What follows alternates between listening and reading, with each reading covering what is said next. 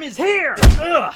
Get out of here, Saitama! You're nothing! You're absolutely nothing before the power of Blast! Now, who is Blast? We don't know. Where he's at right now? We don't know that either. The history revolving around Blast? Not the foggiest. Which is what I would normally want to do, except I have a little bit of a problem revolving around Blast. You see, right now, and you could go watch it if you want, the most popular video on this entire channel. You know, keep in mind, I devoted this channel 5 years to talking about nothing but Bleach. And now, in the last 2.5 years or so, we've been talking about One Piece and a little bit of My Hero Academia, getting into it in last year. But the #1 video on the entire channel is my discussion on Saitama, you know, fighting against Blast at the end of the series. Like, who is Blast? And is Saitama gonna fight him? And blah, blah, blah. And you know what? The concept of that video, not a bad idea. And I also have to thank Mr. Awesome for making the really cool thumbnail art of Blast, because we just found out, like, his general character design. We don't know what his face looks like, but we know his general you know, how he looks. You know, just his face was kind of shadowed, so he did a pretty good job of that. But the video itself was absolute garbage. Look at me! Okay, first off, let's just ignore the fact that it looks like my camera's saturation is maxed out to, like, supernova levels. Let's just ignore that and act like that doesn't make a difference. Look at my hair, look at the shirt I'm wearing, my bed. My bed, I always make sure, diggity damn sure, my bed is in pristine condition when I make videos. This right here, look at my blanket in the background, it is just abhorrent. This is awful, so yeah. When I started the S-Class discussion series, you know, back in like 2017, I think, I was gonna skip Blast, because I'm like, there's no point. But you know what? I thought about this, and I figured another angle I could take it.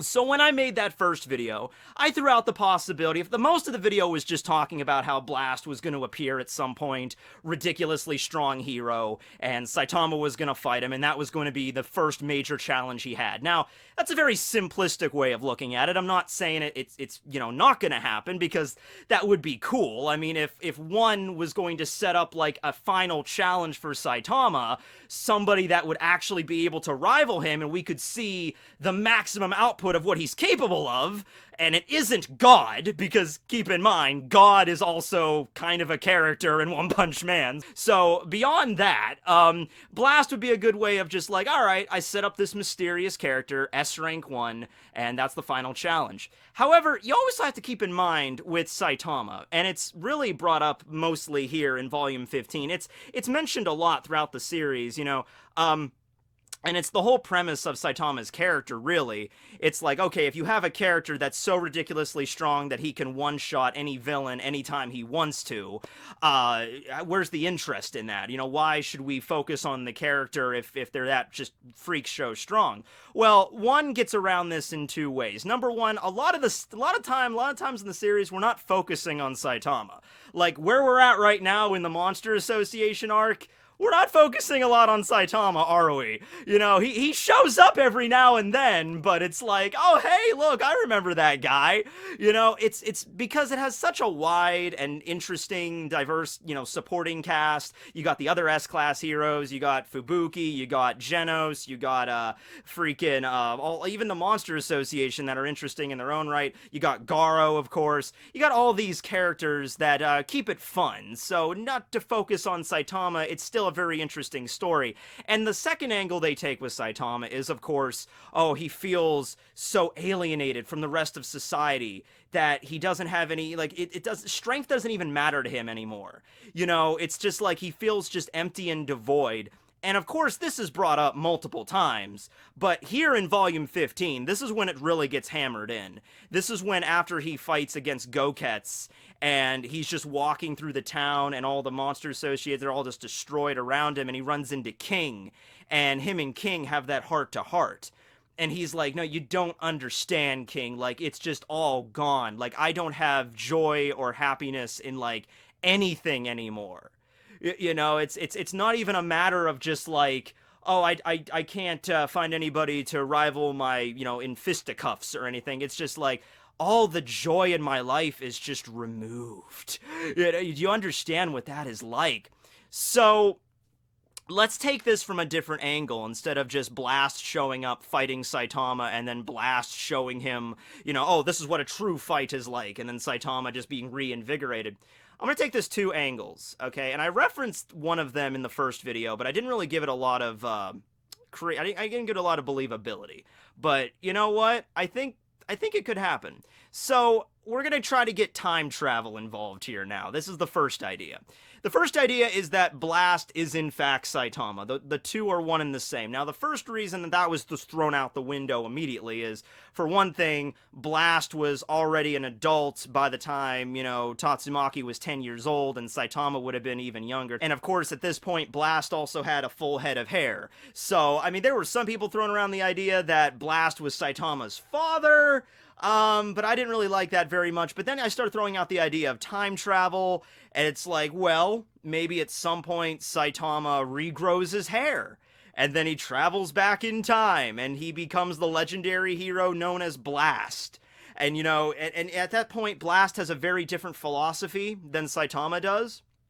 So perhaps Saitama does, you know, get out of his funk at some point. Maybe he does discover meaning in some other way aside from just, you know, yeah, he's still freak show strong, but he discovers meaning in another way.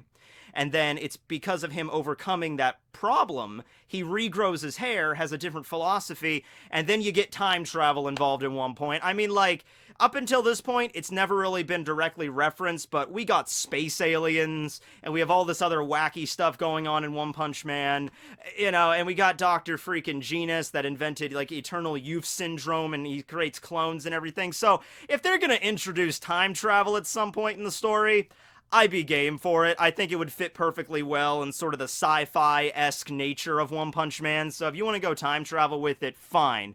Now, that is just one of the possibilities. The second one is the one I like more, and it makes more sense than time travel, okay? Blast is Saitama from a parallel universe. Just take that for a second, let it simmer on the burner for a little while, maybe add some, like, sunflower oil there, and you'll saute some onions, let it simmer there for a while. Blast is Saitama from a parallel universe. Okay, well, I mean, it would explain his strength. It would explain how, even though their philosophies are different, he does still say the same basic gist of, I'm just a hero for fun. And, you know, they do have a similar kind of body type. I mean, once again, if we're talking about the webcomic artwork, it's not the greatest, but in terms of, like, an overall design, in terms of the outfit that Blast wears, it's not too different from Saitama's outfit, except it has, like, instead of just having a straight zipper, it looks like it has, like, a flame pattern on it. So it's a little bit more ornate than Saitama's outfit, but overall, not really all that different. Really, the biggest difference between Blast and Saitama from what we've seen so far are just the fact that Blast has hair and Saitama doesn't, okay? So, what if Blast was Saitama from a different universe, but in this parallel universe, Saitama, you know, he didn't lose his hair, he still got super strong, and he still felt joy in life. You know, or maybe it's like he didn't break his limiter the same way he did in this universe where he broke it and he became, you know, way stronger than everybody else around him. Maybe in this version, he's still really, really, really strong, but he didn't get to that point yet, so he could still keep his hair and he could still retain, you know, joy and stuff. He still has it's not just joy also, it's like anything. It's like sort of nihilistic a little bit with Saitama, the way he's talking about stuff, you know, it's just like, I feel nothing, you know, so it's more kind of like that if we're being honest. You know, it's not just positive emotions, it's like everything is gone.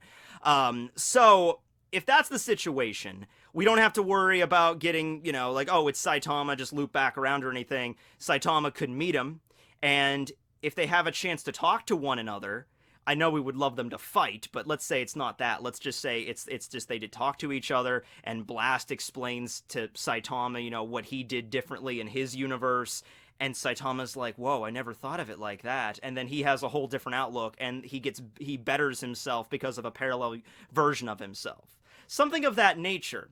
Because, let's change gears a little bit and talk about Mob Psycho 100. I'm not going to spoil anything for this. I'm simply saying, if you read to the end of Mob Psycho 100 in the webcomic, you know how one handled that conclusion with Mob. How his powers, the question mark version, you know how he handled that? And it might be just in a very different way than what we're expecting it to be. All right, so I know in the first video and in overall, we're expecting Blast and Saitama to have this crazy, like, universal level clash. They have to, right? Because it's like Blast is the only one left. We know Saitama could just wipe out everybody else on the planet and in the freaking universe, except for God, but we'll get to him. But aside from God, it has to be Blast. But it might end in a very different kind of way, but still might be fulfilling, you know, in a way that doesn't just, you know, appeal to, like, our testosterone. Like, yeah, we're gonna see them fight! You know, that would be sweet, though, you know? Okay, cool. So in terms of Blast himself, I know I'm probably going to get a lot of people talking about this, because I know a lot of people talked about it last time. There's always the idea that Blast isn't real. He was just an invention by the Hero Association. Basically, the idea is, well, look, we just need a poster child to represent the true power, the ironclad rule of the Hero Association to strike terror in the hearts of all the monsters, and that's going to be Blast. Now, I don't think Blast is an official member of the Hero Association in the sense that Blast was actually interested in it, answered the flyer, or I'm sure the Hero Association, if they even had the ability to, because it's implied through Sitch, they don't even have a way of contacting Blast. It's not even like, oh, we have his cell phone number, you know, when the world is in danger, we'll ring him up. No, it's implied like they don't even have a way, they don't know where he is, and they don't know how to contact him. They have no way of doing that. The only thing they say about Blast is they confirm his existence. They know he is real. And when the world is in a truly dire strait, when the world is literally, it's like the 11th hour and the world is just about to go kaboom, kaboom, boom, like 11:59 p.m. and 59 seconds, that's when Blast will show up. That's when he'll be there, like not a second earlier, like literally when there is no time left and all the other heroes are beaten and there's no hope for humanity. That is what it means to be the last trump card. That is Blast. Now, Blast, if you've read the webcomic up to this point, he's definitely real. We've seen him in Tatsumaki's flashback. Maybe Tatsumaki was the one that explained to the Hero Association, yeah, there's this hero named Blast, he's even stronger than me. Maybe from Tatsumaki's perspective, she's, you know, Blast is the one that she looked up to, so she became a hero. She doesn't really seem to be the kind of type to become a hero unless there's like a good inspiration, you know what I'm saying? So Blast could have been her inspiration, and she told the higher-ups, maybe they wanted to make her, Tatsumaki, we're gonna make you S rank 1. And Tatsumaki is like, you know what, can I talk to you for a second? She doesn't want to do it out in the open. She talks to like one person. She's like, listen, yeah, I don't feel right because I know for a fact there's one other individual out there that's stronger than even I am. And he's like, who's that? And she's like, there's a hero named Blast out there, and he was the first hero before there even was a Hero Association. And they decided, okay, we'll just put him, we'll take your word for it and put him there, because I'm going to assume that most of the Hero Association, like Sitch and everybody, maybe they've never even met him personally. They just have to go maybe on what Tatsumaki says, and maybe just hearsay, and maybe some rumors. I'm sure Blast saving Tatsumaki from that lab was not the only time Blast did anything.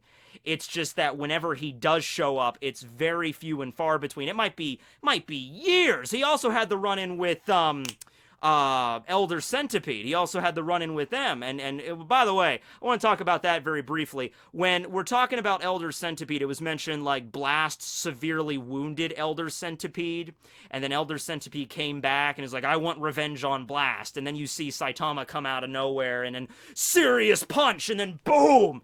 So Blast only injured Elder Centipede. Meanwhile, Saitama was able to just, boom, obliterate him in a single blow. Therefore, Saitama is way stronger than Blast. Blast doesn't even hold a candle to Saitama. My only issue I have to say with that is we don't know the circumstances for how that went down. It could have been something as, because Saitama came with King to fight Elder Centipede. Saitama went there with the inclination of, I'm gonna obliterate this damn bug. You know, I'm just gonna punch it into, you know, oblivion. That's what I'm gonna do. That's why I'm here. Okay, because King kind of asked him for a favor. With Blast, it might have been like Elder Centipede pops out of the ground, starts leveling a city, and, you know, Blast kind of just looks over his shoulder and just kind of like, and just shoos it away, and that would have been enough to just rip it in half or something, and then it lands on the ground like, oh god, oh, you'll pay for this, Blast! And Blast is like, alright, whatever, and then he just walks away. Like, it might have been like Blast not doing he wasn't as serious as Saitama was in that situation, you know? Because, think of it another way, if Saitama would have showed up against Elder Centipede and Saitama would have just done, you know, consecutive normal punches, and he would have just done 1, 2, 3 normal punches to Elder Centipede, it would have probably severed him in half, you know, boom, boom, boom, cut Centipede in half, but it wouldn't have killed him. And Elder Centipede would have just been like, screw you, I'm gonna take revenge on you too, Saitama! Then would have escaped and then would have recovered over the years or whatever and then came back for him.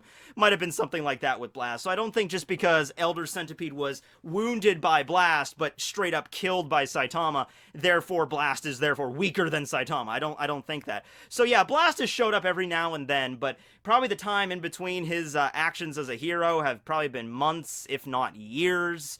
And so he doesn't take interviews or anything, and by the time the Hero Association arrived to show up and everything, maybe people were like, yeah, there was that hero, he was dressed like this. It'd be like, oh, okay, so that's Blast then. Shit, alright, well, we missed him.